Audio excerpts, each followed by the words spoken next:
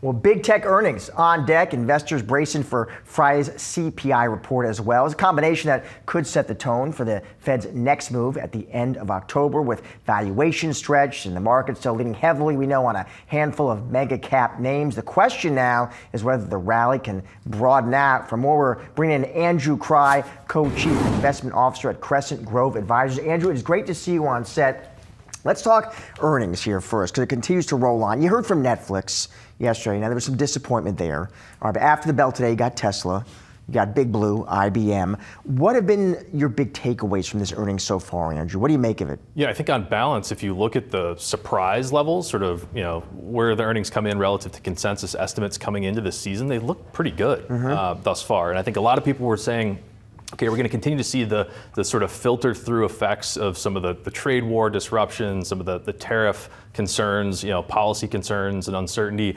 And I think what we're seeing so far is that actually corporate health looks pretty good in sort of broad terms in the aggregate, right? There are obviously idiosyncratic stories like a Netflix, something along those lines, but I think from our perspective, really shows that there's a healthy underpinning in the economy that's supporting corporate earnings health. And do we just keep it that simple, Andrew? Do we say, listen, the economy is resilient, that's translating into what looks like healthy earnings growth, markets moving higher? Yeah, I think from our perspective, if you look at where the Fed sits today and their policy stance, which has incrementally moved in a dovish direction, and they're doing that, now they say they're going to try to protect and sort of take out insurance against a labor market that might be faltering somewhat. We don't think the labor market's cracking or experiencing some like acute issue at this point in time. We think the labor market sort of normalizing, coming off the boil. Okay, so if the Fed is cutting, the economy is reasonably healthy, the labor market is reasonably okay alongside that, then you're putting stimulus into an economy that's okay. All in all, that's going to be supportive of corporate health and corporate earnings. Now, how much do you think, Andrew, of that good news we've priced in here?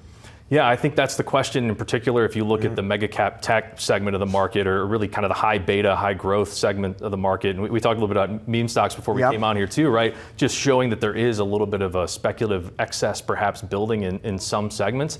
I think that can continue as long as you see financial conditions reasonably easy and accommodative in this environment, which again, underpinned by what the Fed is doing right now, sort of providing stimulus via rate cuts and forward guidance that they will continue to support the market.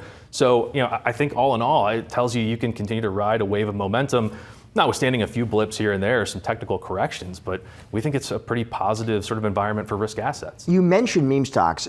I want to get your thoughts, just because that was making headlines today, right? I mean, Krispy Kreme and GoPro and Beyond Meat. I just want your take, Andrew, because some folks look at that and they'll say, listen, it's fun, it's entertaining, live a little, relax. Other people, though, might see it and they would see that as concerning. They'll say that's a sign of froth. Where do you come down? Yeah, it's entertaining to wade into Wall Street bets every now and again and just see what's going on in the Reddit forums, right? But no, I think from our perspective, it's really more reflective and a symptom of speculative excess and ample liquidity, an accommodative Fed, kind of all these big picture themes that we tie back to here. And even, you want to talk about the debasement trade, all these sort of elements, gold going parabolic, right? This idea that there's just a lot of liquidity in the system right now seeking a home, and they're going to go to risk assets. And in some cases, it's partially entertainment, but a lot of it, I think, again, just speaks to a bit of a froth in the market broadly. Here's the theme you call out. You say value stocks may be the best way to play the second chapter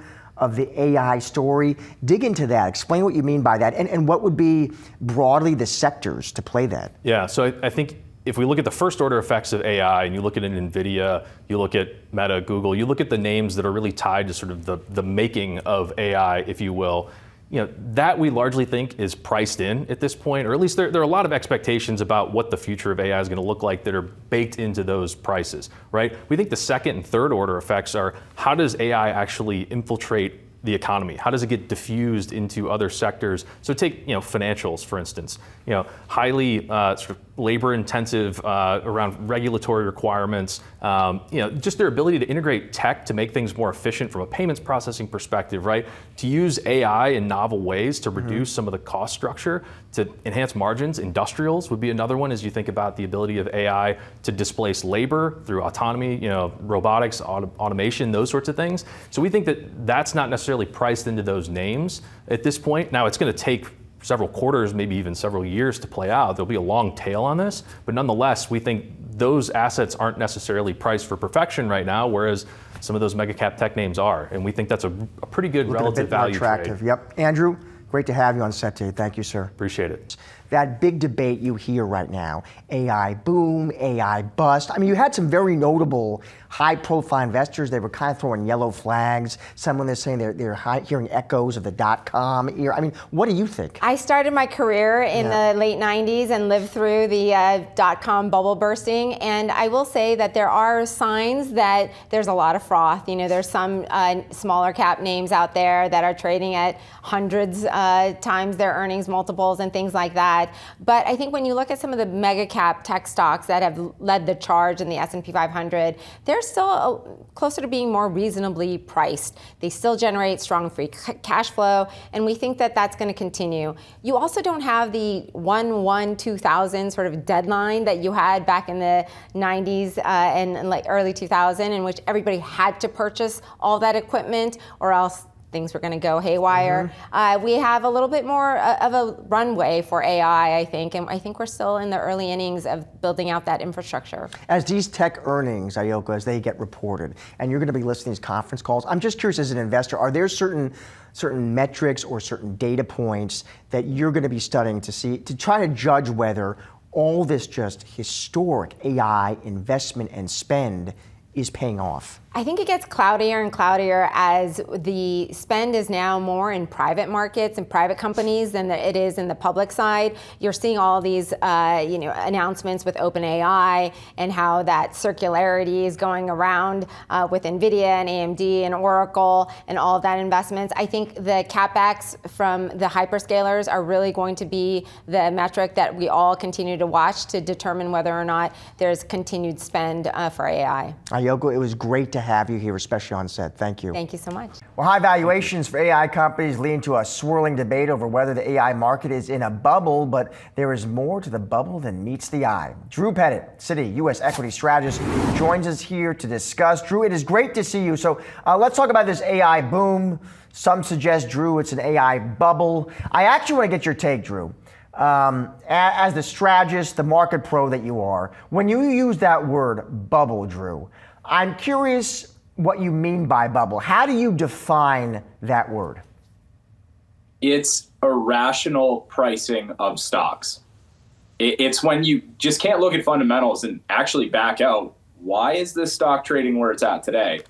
And to answer the real question, are we there yet for AI broadly? No. But like your guest said in market domination, to kind of close that out, there are some pockets on the fringes that we are worried about, these little mini bubbles popping up. But broadly speaking, no, we still think valuations justify a lot of the AI trade right now. So judging by your valuation model, you're not seeing this sort of you're not seeing a broad-based bubble. I was curious to get your take. I don't know if you saw this, Drew, but Jared Bernstein, he's another smart guy, he wrote this op-ed about this very topic. And here's what he says. He says, a bubble occurs when the level of investment in an asset becomes persistently detached from the amount of profit that asset could plausibly generate. Bernstein is saying, listen, the AI investment, in his opinion, fits that pattern. What do you think? No, not right now. Like, look, we spent a lot of time on this. Back to, I need growth to justify the valuations. I need earnings to justify the valuations. We're doing a lot of DCF-related work on this. So again, I'm looking at cash flows in the future and how much are they worth today.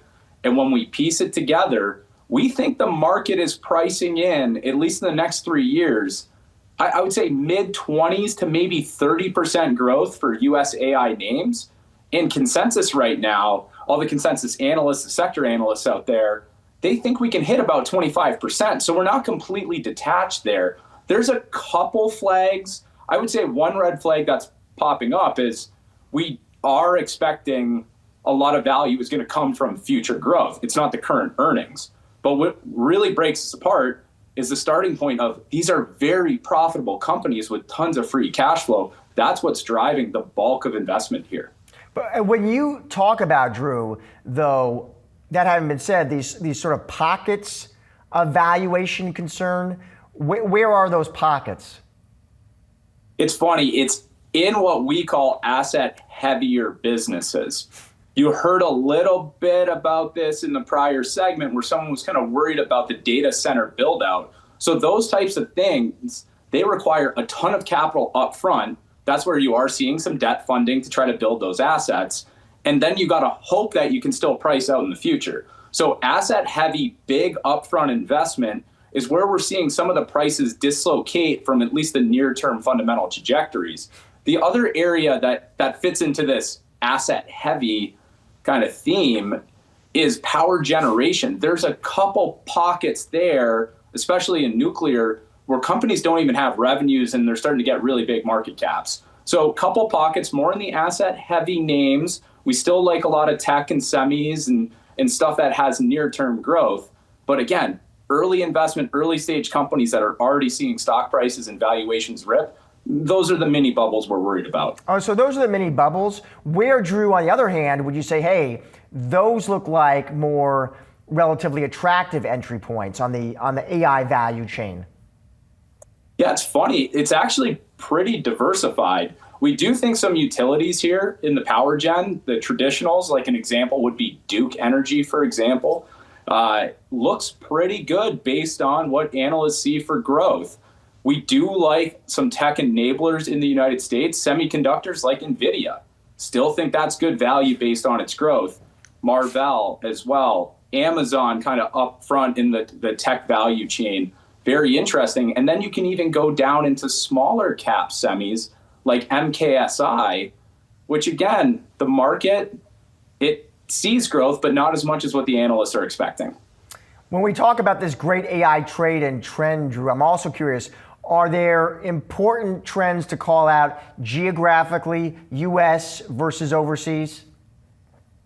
Yeah, it's funny. Everyone thinks this is a US only trade, and a ton of clients have even focused on our US baskets around this. But internationally, there's some really good stories that people have kind of left for dead here, or at least ignored. Yeah, it's funny. Jared was even talking about some of these names that screen on AI at a reasonable price outside of the US. Alibaba, Tencent, really interesting names in China. And then you can still go out and buy a TSMC or an SK Hynix if you want to stay out of China. So internationally, there's companies that are tied to this. We just don't talk about them every day. So I think there is geographic breadth in this trade. So people should think beyond the big names in the US as well. Finally, Drew, I asked another guest this, but I'm very curious to get your take on this because you just wrote this note on the topic. This circular web of AI deal making, Drew, has been flagged, right? NVIDIA investing in OpenAI. OpenAI then commits to NVIDIA chips. You've seen, Drew, some folks kind of throw a yellow caution flag there because they say, okay, hold on. That is what is artificially propping up here this boom. What do you say to that? It's funny, the initial funding source, even if you are worried about circular, is free cash flow from NVIDIA. I think we're comfortable, at least near term, when you think of the big spenders on CapEx, even if the money's coming back to them in a sense, they have very stable free cash flows. And some of these stocks that we're talking about here, they weren't AI businesses per se 4 years ago. They have enough free cash flow to pivot where the growth opportunities are. And as long as people think management companies are good stewards of capital, they can deploy that cash they're generating effectively. Well, OpenAI revealing a new product that is heating up the AI browser wars. Yahoo Finance's Dan Howley joins you now with the details. Dan, a browser battle. Yeah, big browser showdown. This is the ChatGPT Atlas, and it is OpenAI's own web browser. And yeah, this is going right up against Google's Chrome. Chrome has around 72% of global market share when it comes to the web browser.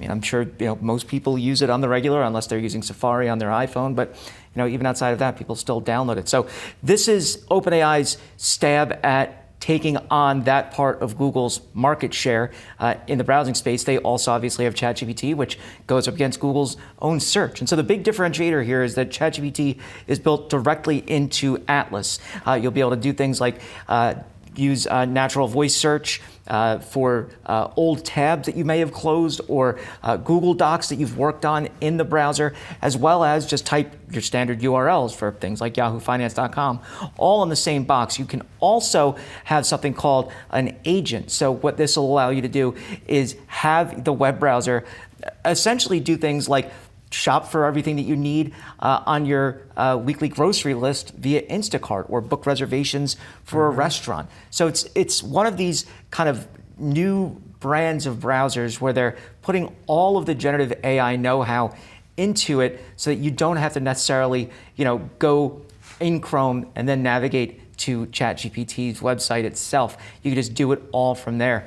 Google, they also have their own Gemini capabilities in the Chrome browser, and the Google search, that's the AI mode or AI overviews.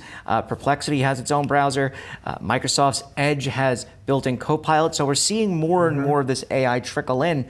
But I do think that OpenAI itself poses this kind of almost existential threat to Google, not immediately, right? But there is that creeping fear. Well, that's what I wanted to ask you. there. I wanted to ask you, like out there in Mountain View, California, Alphabet headquarters, I want you to, how worried do you think they are? How worried should they be? I think, initially they were freaking out, right? Because once, when ChatGPT came out, they were kind of, just caught flat-footed like the rest of the industry, except for Microsoft.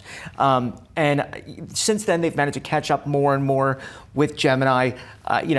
There's almost like a kind of back and forth between all of the AI models, which is better, which is top of the heap. They all kind of trade positions all the time as new versions come out. So Google is okay there, but I think it's really that mind share, right? When you think of AI, you think of ChatGPT, you think of NVIDIA, right? Google, you think of search. And yes, they are making AI a big portion of search, right? They'll say that, however many millions of people use AI overviews. That's just there when you use a regular Google search. It's not like you're navigating to that on purpose. You have to be purposeful to use something like ChatGPT. So I think that that's probably where they're caught up. Is that Chrome is still the leading browser. People still use Google for standard search for the most part. But when you think about AI and you think about where these things going, it's ChatGPT. Yep. Dan, thank you, my friend. Appreciate it.